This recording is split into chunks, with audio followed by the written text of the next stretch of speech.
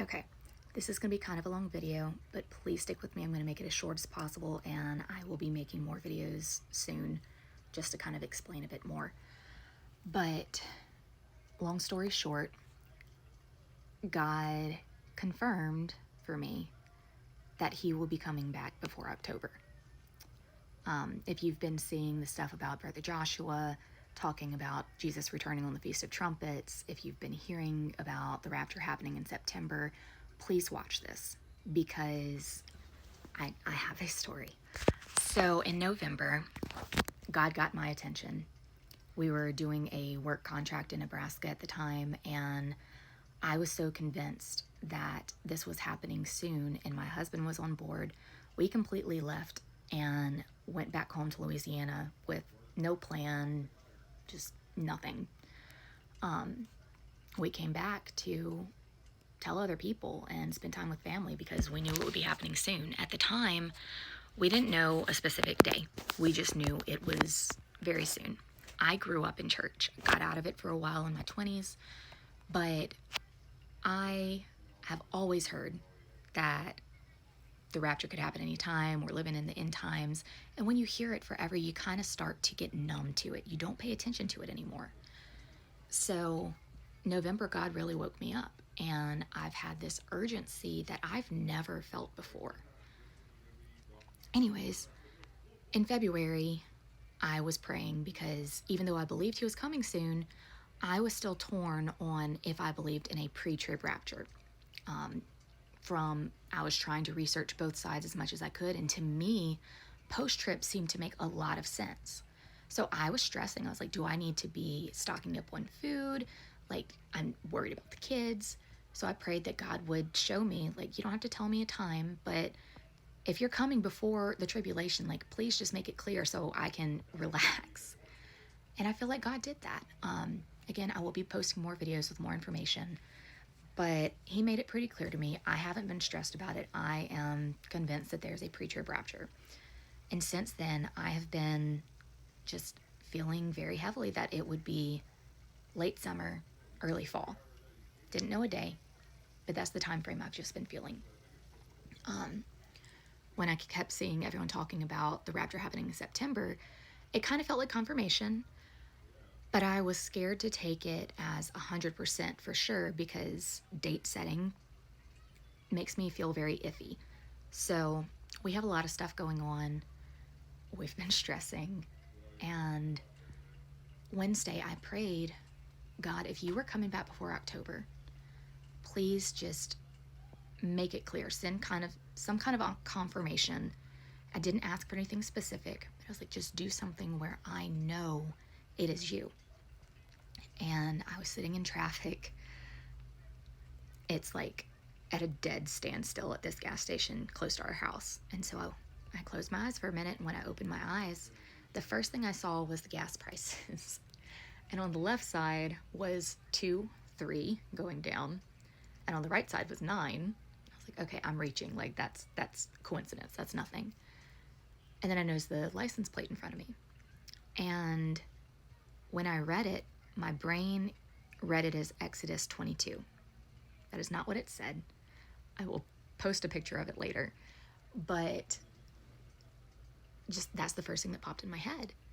And so I kind of questioned it for a minute. I was like, okay, just in case that is God, I'm going to read the chapter because I was iffy. But I opened the Bible app on my phone. I read the entire chapter of Exodus 22, and nothing stuck out to me as far as like end time and feast stuff. Like, did not seem relevant at all.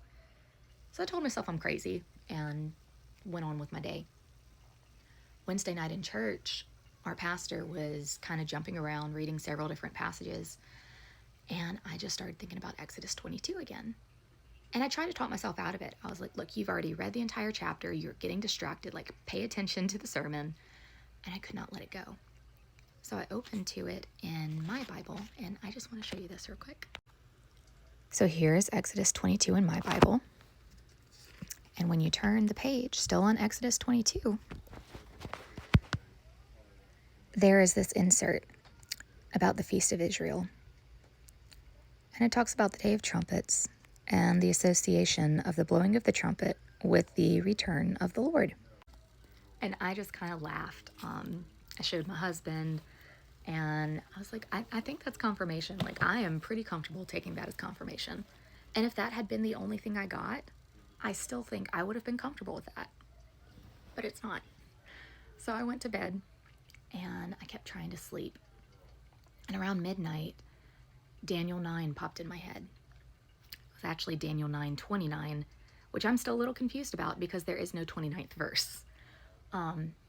Again, I grew up in church. I was homeschooled. Part of our curriculum was writing out scriptures. As I've gotten older, like, I have a lot of scriptures memorized, but I've always been terrible with numbers. I cannot remember the number. Usually I can remember the book, but I can't remember the number. I know all kinds of Bible stories. I cannot tell you where it's found. I have to Google it to find the reference. So I had no idea what was in Daniel, but I wanted to go read that chapter. I've read Daniel a lot in my life, but especially since November. Like, I've read it a lot. So I go to Daniel 9, and I'm really focusing on the 70 weeks. Was still kind of confused because there was nothing new popping out to me. So I looked into it a bit, got on Google, kind of like researched a little bit, and then I got on TikTok and I started scrolling. And within just a few minutes, I came across this video where a guy is talking about how everything in the Bible is just like perfect. Like, all these numbers add up, and it's insane. But the top comment was talking about Daniel and the 70 weeks. And what I have always known about Daniel is that there's the 70 weeks, or 490 years, from the time Nehemiah went to rebuild the wall in Jerusalem to the time Jesus was crucified was 483 years. Since then, we've been in a prophetic pause. We are waiting on the 70th week. That begins with the signing of the covenant with the many. And I'm really expecting that to happen around Feast of Trumpets this year at that UN meeting. But I found out something new from this comment. There are prophecies in the Bible that have dual fulfillment. And I think this is one of them. So Jerusalem has been destroyed and rebuilt many times. The walls, most recently, were rebuilt in 1535. 490 years from there is 2025. That could be coincidence, but I feel like that was important. I think that this year will be the year that that covenant gets started. I will deep dive into that more later. I need to hurry up and finish for the rest of this. So again, I was content with that. I went to bed and could not sleep. And about 2 hours later, I had a word, teshuva, pop in my head. And I had no idea what that was. So I Googled it. And it is teshuva. It's a Jewish word, Hebrew word, translating to return or repentance. I went back to bed, looked more into it the next day. And it is specifically 40 days of teshuva that begins on Monday, August 25th this year. And it is focusing on repentance, returning to God in preparation for the high holy days. But that's not it. There is also the month of Elul, which is the month of the bride, August 25th through September 22nd. The shofar is blown daily as we are supposed to be preparing as a bride for the coming of our groom, God. The whole month is for that. 40 days of teshuva leading up to everything.